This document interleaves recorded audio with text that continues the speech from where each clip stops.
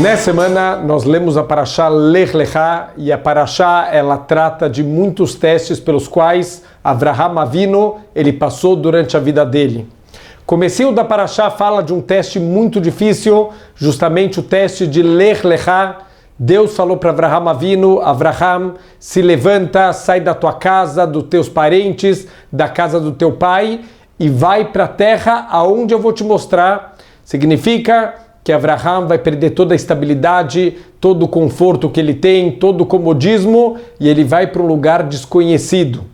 Avraham, ele conseguiu passar esse teste, e mais outro teste, e mais outro teste, até que ele se transformou em um dos maiores pilares da humanidade, e ele foi o fundador do povo judeu, e grandes influências que a gente tem até hoje para conseguir passar os nossos testes do dia a dia. Isso vem da força de Avraham Avinu.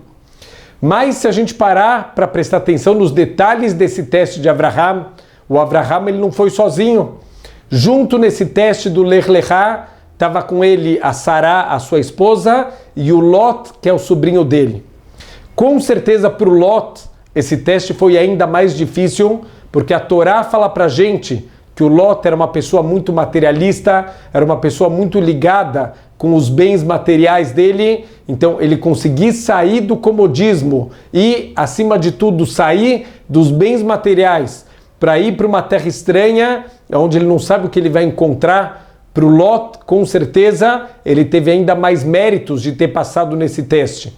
Mas se a gente vê o que aconteceu com o Lot no final da vida, infelizmente se tornou uma pessoa medíocre, uma pessoa que espiritualmente foi muito baixo, acabou indo morar na cidade de Sodom, onde moravam pessoas muito ruins.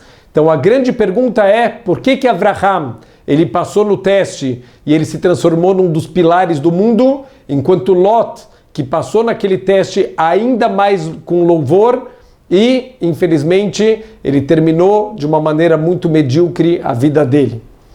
A resposta para isso está nas palavras de David Amelech: Sur merá ve'aseh tov. Se afaste do mal e faça o bem. David Amelech está ensinando para a gente um fundamento muito importante no nosso crescimento espiritual. Se a gente quer crescer espiritualmente, o primeiro passo é se afastar do mal, se afastar das más influências, tirar tudo que a gente tem de negativo de dentro da gente. E aí sim, a gente vai conseguir chegar na segunda parte, ve'aseh tov, e faça o bem. Aí sim você pode crescer espiritualmente. Um paralelo disso a gente encontra na agricultura. Quando um agricultor vai começar o plantio dele, a primeira coisa que ele tem que fazer é arar o campo e tirar toda a erva daninha. Se ele tentar plantar no campo dele, deixando a erva daninha, aquela erva daninha vai crescer e vai competir com a comida que ele plantar, e com certeza a qualidade do que crescer naquela terra vai ser muito baixa. Então a primeira coisa, tira as ervas daninhas, tira tudo que faz mal para a produção, e aí sim você pode plantar a tua semente com a certeza que o que crescer vai crescer com muito mais qualidade. Assim também na vida, tem que tirar as coisas ruins, as coisas negativas, as nossas más características, para conseguir depois investir no nosso crescimento espiritual. Essa foi a grande diferença de Avraham Avinu e de Lot. Durante muitos e muitos anos, Avraham trabalhou o coração dele, tirou todo o lado negativo, todas as características ruins, ele se esforçou muito para anular o lado negativo dele, e depois disso ele conseguiu alcançar um crescimento espiritual muito grande, enquanto Lot nunca trabalhou para tirar o lado negativo, as más inclinações que ele tinha. Então o que aconteceu com o Lot? Apesar dele ter passado com todo louvor no teste do Lech Lechá, quando ele teve outros testes na vida, aquelas inclinações que ainda estavam dentro dele, puxaram ele para baixo e derrubaram ele, e infelizmente, enquanto o Avraham conseguiu chegar na grandeza espiritual, o Lot, ele terminou de uma maneira muito triste, muito baixa. Conta uma história de um reinado onde as pessoas o tempo inteiro estão só reclamando, estão só apontando os defeitos dos outros, até que o rei, certa vez, ele teve uma ideia. Ele foi na rua principal daquele reinado, ele escondeu um tesouro no meio da rua, mas em cima desse tesouro ele colocou uma pedra e ele ficou lá escondido para ver quem vai ser a pessoa que vai encontrar o tesouro.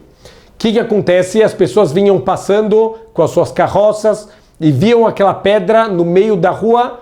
Ao invés de alguém pensar em tomar uma atitude positiva e em tirar aquela pedra, as pessoas passavam, elas reclamavam, elas falavam mal do rei e elas iam embora, seguiam o caminho dela, preferiam desviar do que tirar aquela pedra do meio do caminho.